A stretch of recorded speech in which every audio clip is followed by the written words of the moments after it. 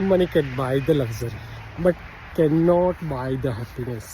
या हैप्पीनेस आज समझते हैं कि हैप्पीनेस एज पर एस्ट्रो और वास्तु के हिसाब से किस तरह से हैप्पीनेस को मेंटेन किया जाए, किस तरह से एनर्जी बैलेंस करके हैप्पीनेस को इम्प्रूव की जा सकती है। ठीक है, तो कुछ एग्जांपल के जरिए उसको समझने की कोशिश करते हैं शाहरुख खान। ठीक है, शाहरुख खान की ये हॉरोस्कोप के हिसाब से उसको समझने की कोशिश करते हैं क्योंकि वीनस, उनका जो वीनस जनरली देखा जाता है क्योंकि वीनस से एग्जैक्ट ऑपोजिट में क्या पड़ा है या मर्क्यूरी की प्लेसमेंट किस तरह से है, तो वीनस के एग्जैक्ट ऑपोजिट में उनका राहु है।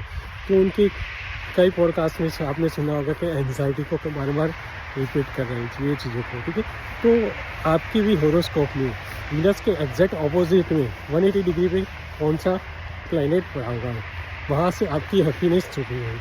और मर्क्यूरी, कौन सी मर्क्यूरी का बल दिखे, क्योंकि कक्ष बल और स्थान बल, कक्ष बल और स्थान बल वीनस एंड मर्क्यूरी का जितना अच्छा होगा हैप्पीनेस इतनी अच्छी होगी।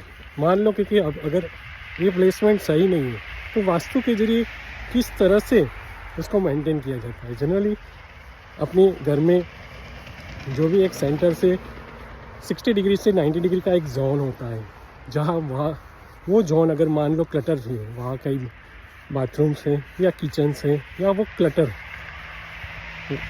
कई नेगेटिव ये कलर या नेगेटिव प्लेसमेंट है वहाँ, तो वो एनर्जी बैलेंस ना होने की वजह से भी बार बार आपकी हैप्पीनेस डाउन होती है। ठीक है, तो ये उसकी पर्टिकुलर रेमेडीज करके भी ये चीज़ें बैलेंस की जा सकती है।